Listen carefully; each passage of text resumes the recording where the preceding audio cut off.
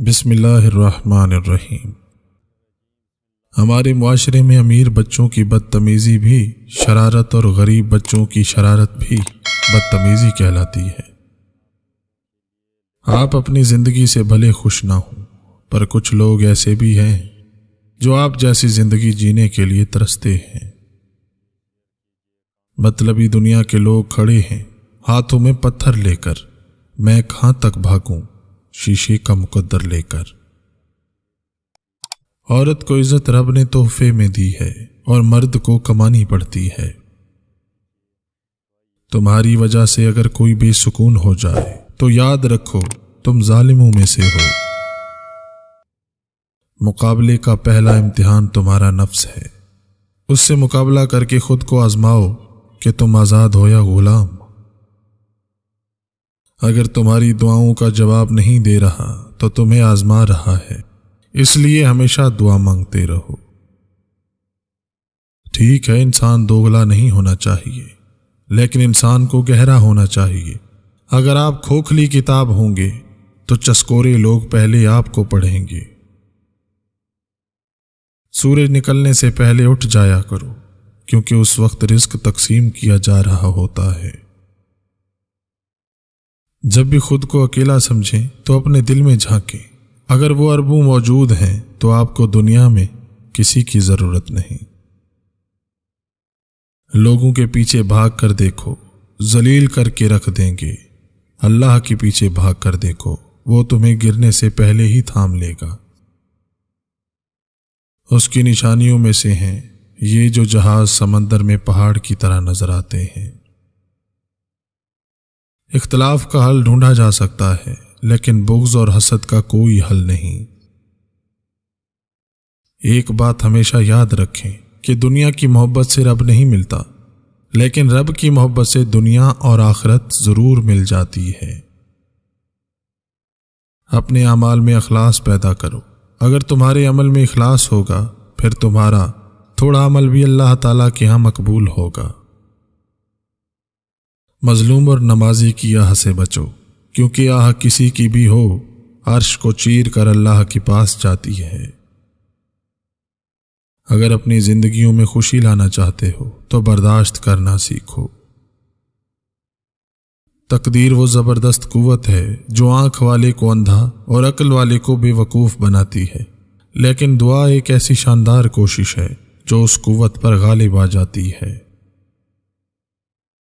ہم کتنے بڑے کیوں نہ ہو جائیں، اللہ سے مانگتے ہوئے بچے بن جاتے ہیں۔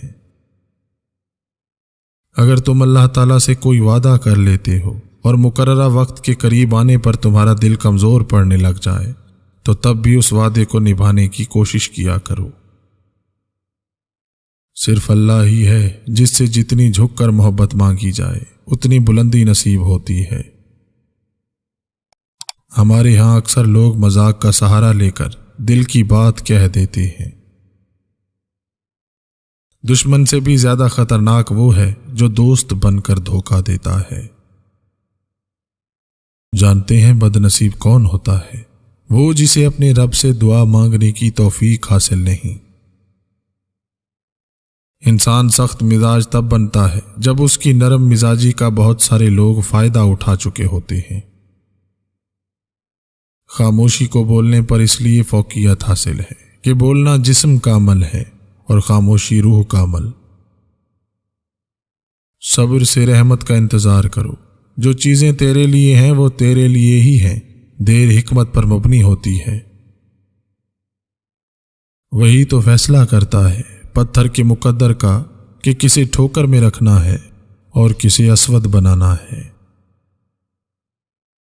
مسلمان ہونے کا یہ مطلب نہیں کہ ہم پورے دن میں صرف 5 نمازوں کو ہی ترجیح دیں، اس کے علاوہ ہمیں اچھے اخلاق سے بھی پیش آنا ہوتا ہے۔ ہر ولی کا ایک ماضی ہوتا ہے اور ہر گناہ گار کا ایک مستقبل ہوتا ہے۔ اپنے حصے کا کام کیے بغیر دعا پر بھروسہ کرنا حماقت ہے، اور اپنی محنت پر بھروسہ کر کے دعا سے گریز کرنا تکبر ہے۔ اس دنیا میں سکون سے جینے کی ایک ہی تدبیر ہے کہ ہر انسان کے پاس ایک وسیع قبرستان ہو جہاں وہ لوگوں کی غلطیوں اور کوتاہیوں کو دفنا آیا کریں۔ سچائی اور نیکی کا راستہ بہت دشوار ہے، لیکن منزل بہت خوبصورت ہے۔ برائی کا راستہ بہت آسان ہے، مگر اس کی منزل تباہی ہے۔ اس سے تو خاموشی بہتر ہے کہ کسی کو دل کی بات کہہ کر پھر اسے کہا جائے کہ کسی سے نہ کہنا۔ اللہ آپ کا اس وقت بھی ساتھ دیتا ہے جب آپ کو اپنی ذات سے بھی کوئی امید نہیں ہوتی۔ جدید تحقیق کے مطابق دنیا گول نہیں، مطلبی ہے۔ ہنسنے اور ہنسانے والے اگر اچانک خاموش ہو جائیں تو ان کی خاموشی سے سکون نہیں، خوف آتا ہے۔ مقدر لکھنے والے کے پاس مقدر بدلنے کے بھی اختیارات ہوتے ہیں۔ کسی کو اپنے دروازے سے خالی ہاتھ نہ لوٹاؤ، وہ تمہارے پاس آیا کیونکہ اللہ تمہیں اس قابل سمجھتا ہے۔ کبھی کبھی ہم غلط وقت پر غلط لوگوں کے سامنے رو پڑتے ہیں۔ لوگ غلط نہیں ہوتے، وہ بس ہمارے حق میں صحیح نہیں ہوتے۔